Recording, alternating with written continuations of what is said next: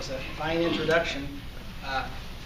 Like Sally said, I met her almost before I knew where I lived. I came to Tacoma last March, and she invited me to be the commencement speaker at the Palmer Scholars Dinner, and I didn't know better, so I said, sure, I'll do that. But it was a wonderful experience, so it challenged me right away to get some thoughts together. But she told you a little bit about me. I thought I would tell you just a little bit more about my family and where I came from, and then talk to you about what's going on at the UW Tacoma, and then let you ask any questions. So as I said, I arrived here in March last year, and we found a beautiful house right up on top of the hill here. When I look out my back porch, I can see the spar and the dock out on here. I can't see Shenanigans, the hill is in the way, but we have a nice view of the commencement bay, and we absolutely love living here in Old Town. I can get down to campus in 8 minutes, most days. Some days it's maybe 12, so it's not so bad.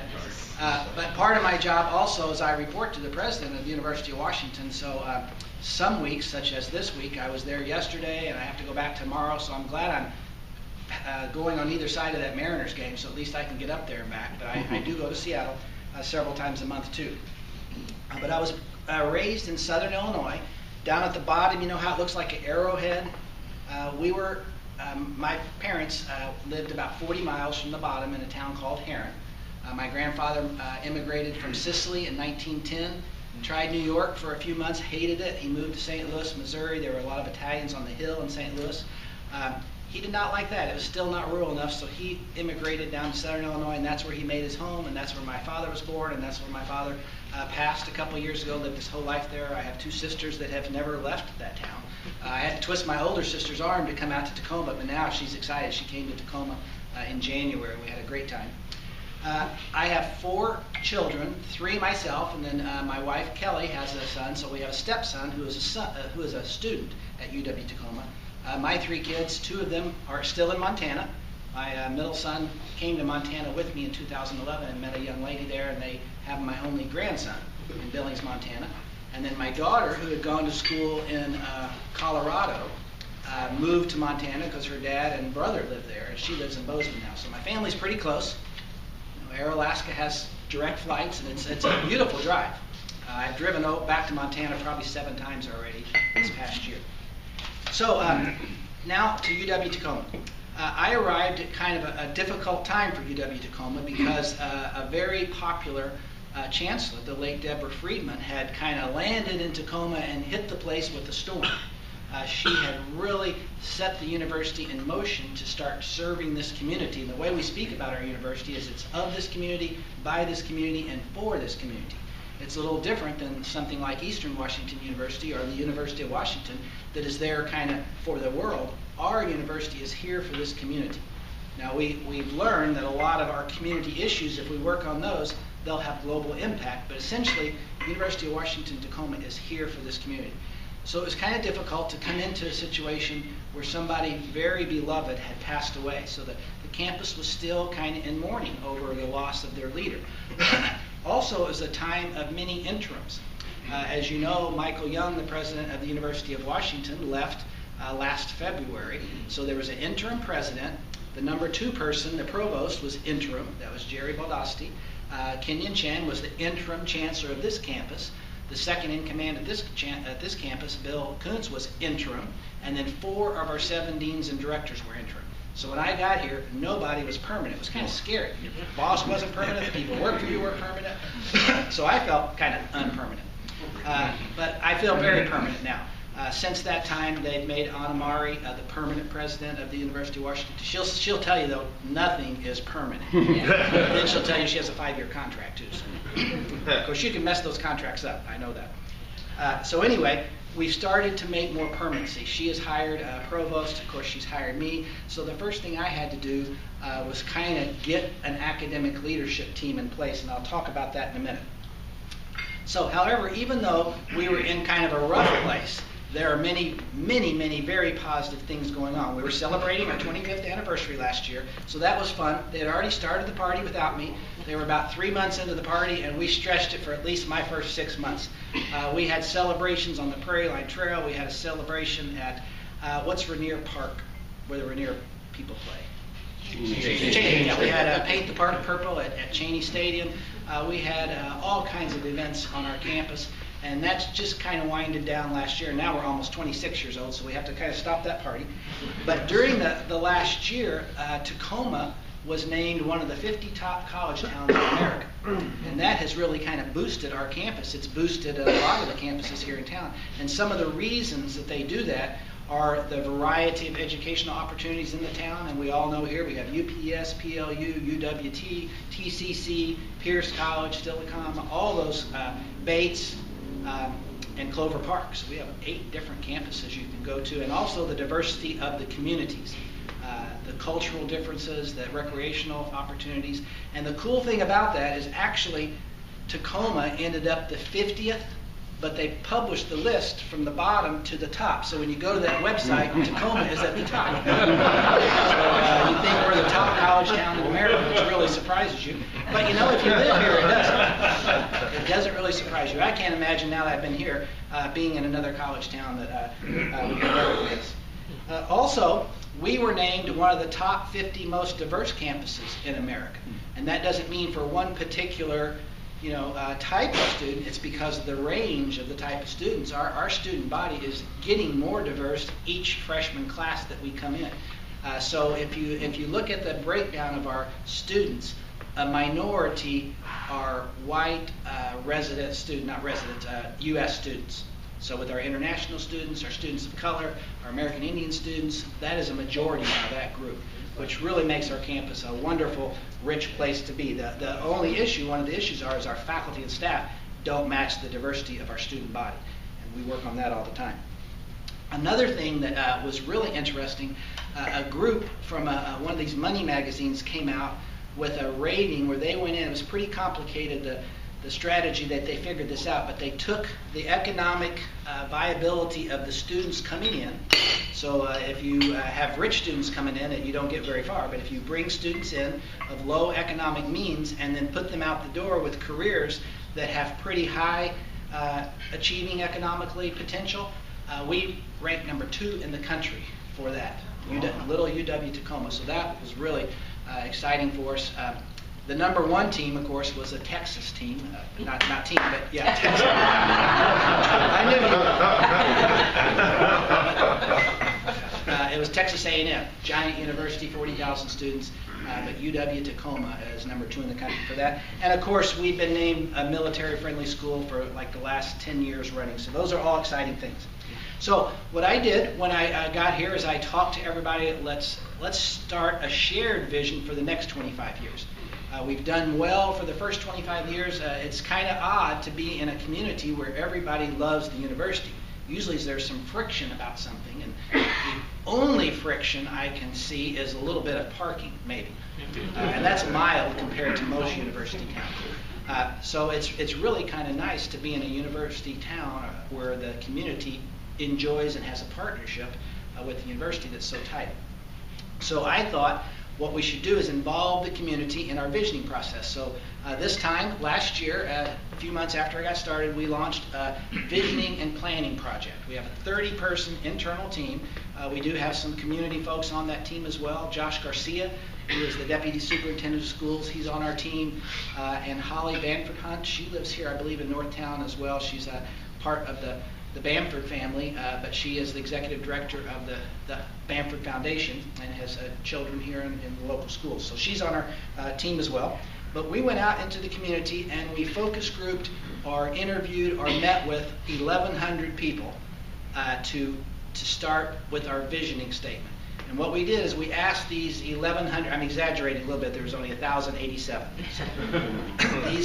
These 1,100 people, though, we asked them, what are your aspirations for UW Tacoma for the next 25 years? And we collected that. We actually took all that down. We had a researcher, Bonnie Becker, who's a marine biologist who looks at oysters and gooey ducks and weird things in the water. She used her research skills to collect all this information, code it, and put it into a large database. So that's how we put together our vision. We have our vision statement. We've had that since about December, and now we're working on our priorities.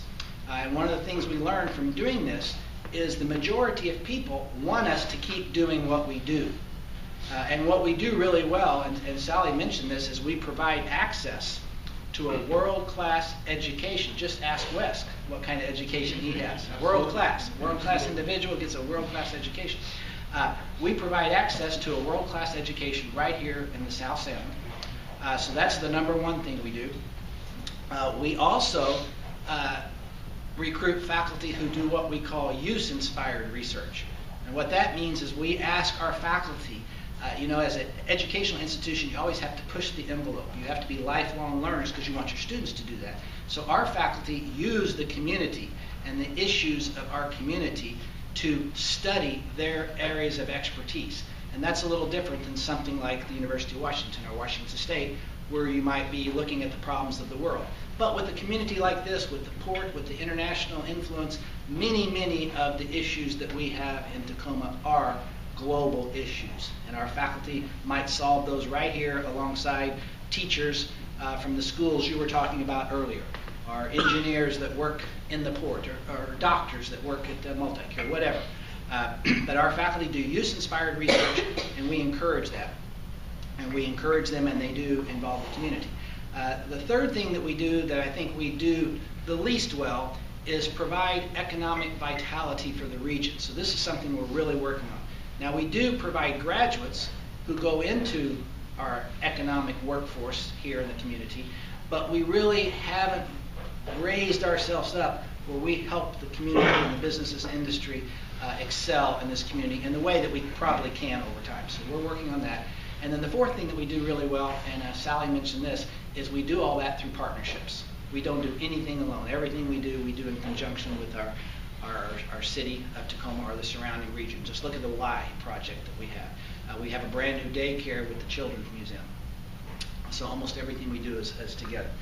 So those 1,087 people gave us ideas that fit into what I'll call 6 buckets. So we're building a strategic plan around these 6 areas. The first is the students. That's the most important thing that we do. And we make a pact with our students when they come in. You come in, we will help you succeed if you do your part. Now that's key. Some of you are teachers in the room. No teachers in the room? Yeah, former teacher. Former teacher, you're always probably going to be a teacher. You have to make a pact with those students. They have to do what's required for them too. They have to come to class. Maybe they'll get ice cream if they come to class. And they have to really try, but then we'll support them. We'll provide the kinds of things that this group of first-time in college students need. They don't know about financial aid. They don't know that you have to be on time all the time. So we make a pact with them. So that's one of the buckets. The second bucket, obviously, is communities. We want to better serve our communities. We want to put infrastructure in place so we have one front door to our university. So we're working on that. How do we get one front door so you can just walk in and we can direct you to what it is you need in our university? We want to expand the types of research that we do. We only have 25 years of experience in the breadth of the programs we offer. So if you say that the typical programs, education, biology, yes, we have those, but we don't have all the different areas that the South Sound can utilize yet. So we're still developing areas. Electrical engineering is starting autumn 2017. That's a new one for us. We have a new math major starting this fall, and we have medical sciences, which is like pre-med, also starting this fall. And then equity, I mentioned earlier, our students are very diverse, and we want to provide an inclusive, open environment where everybody is appreciated, celebrated, and we want to try to build a faculty and staff base that matches our student base.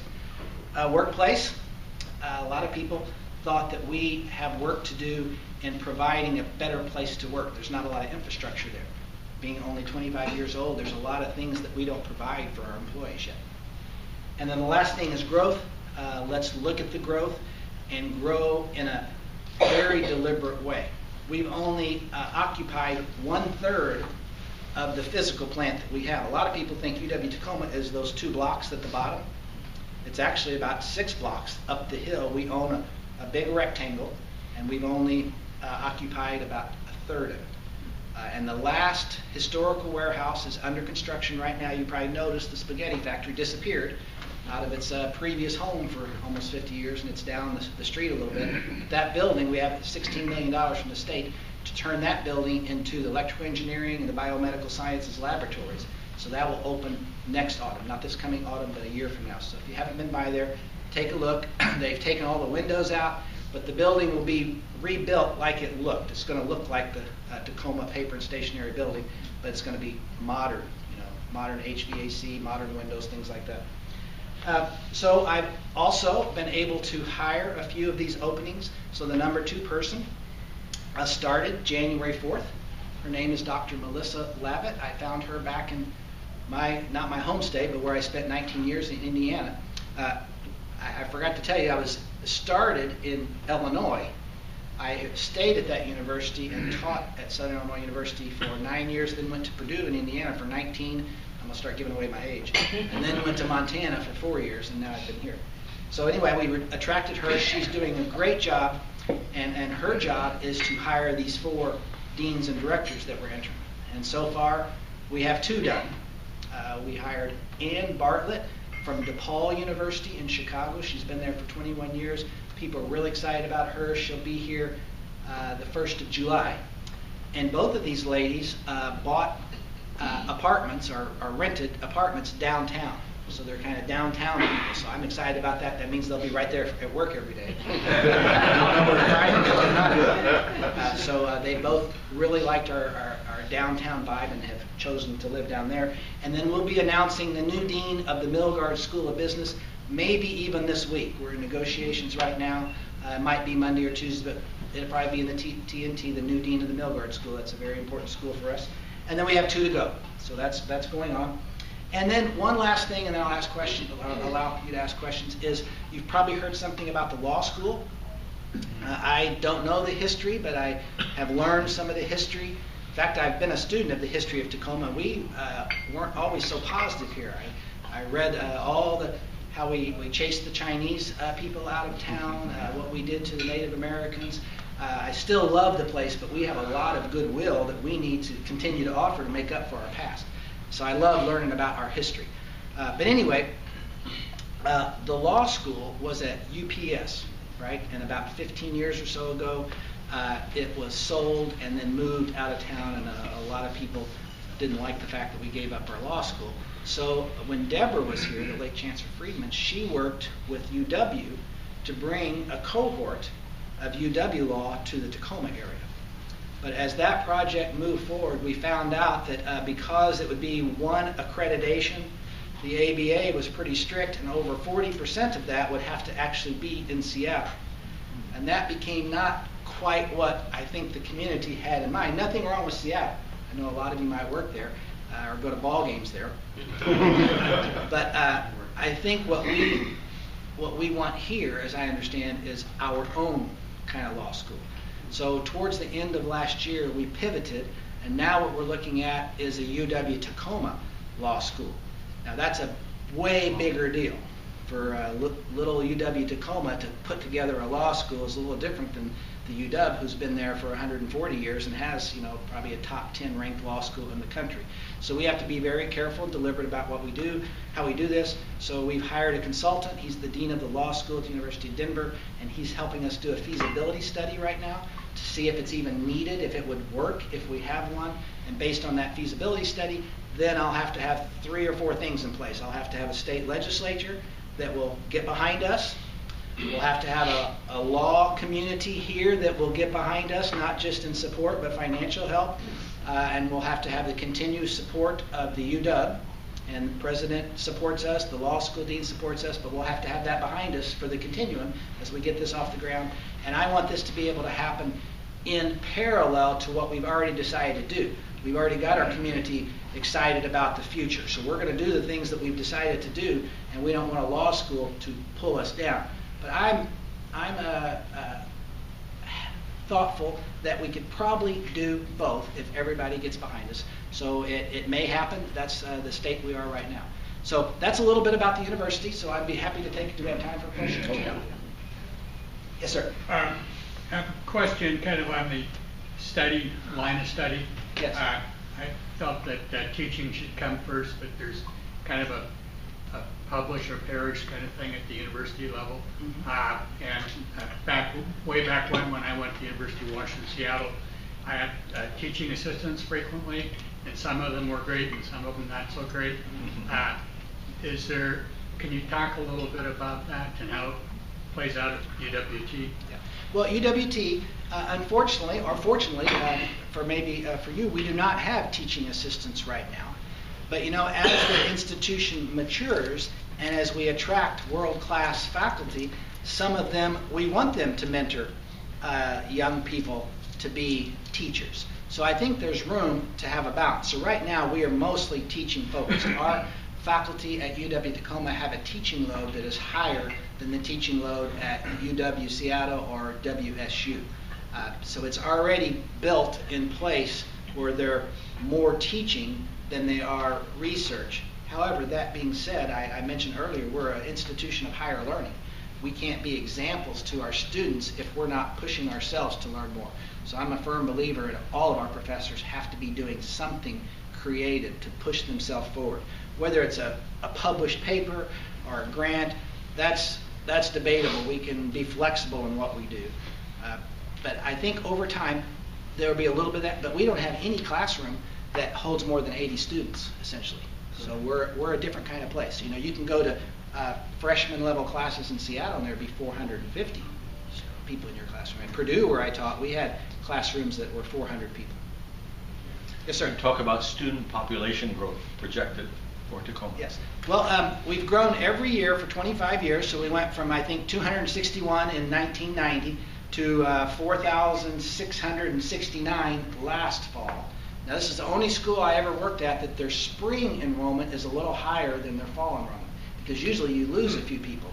They go back to work or something, but we actually have a spring enrollment. And I hear that's because people stop from the community colleges early and come over. But anyway, we're expecting to be about 4,850 next fall, maybe 4,875. So we'll be 5,000 a year from now.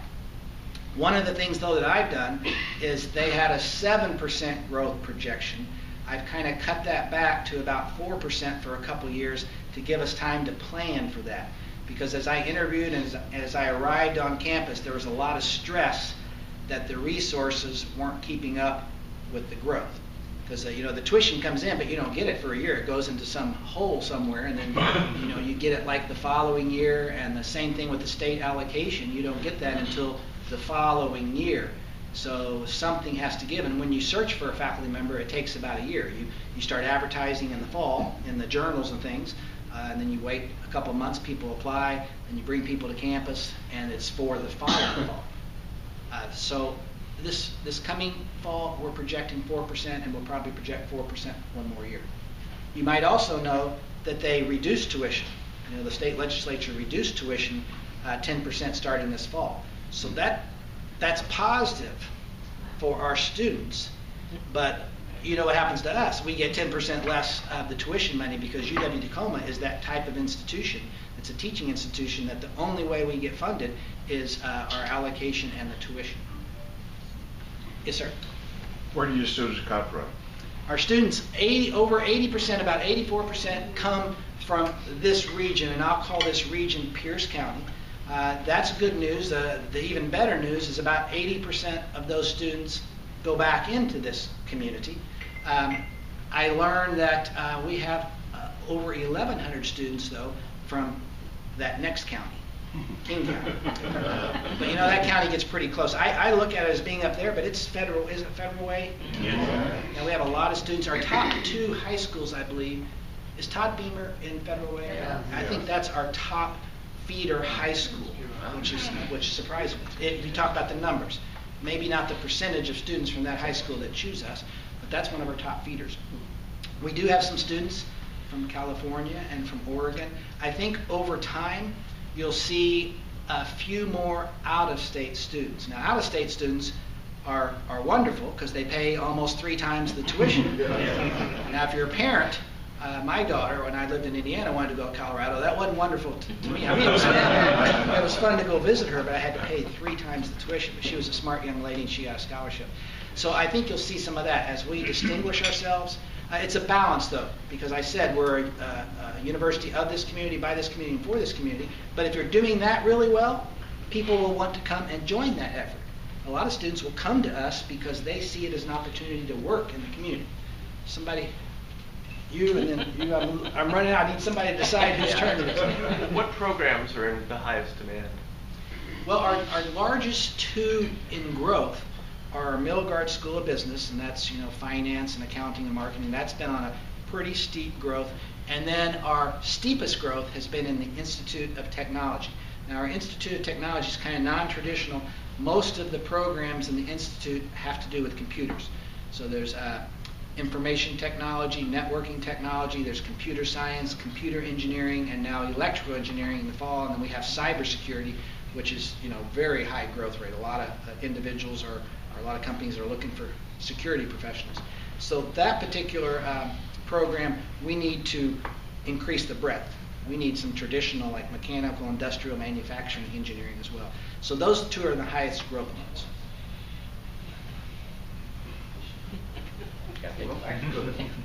Thanks for coming to our Rotary to speak. If you're looking at starting a law school, have you considered starting a med school? Whoa.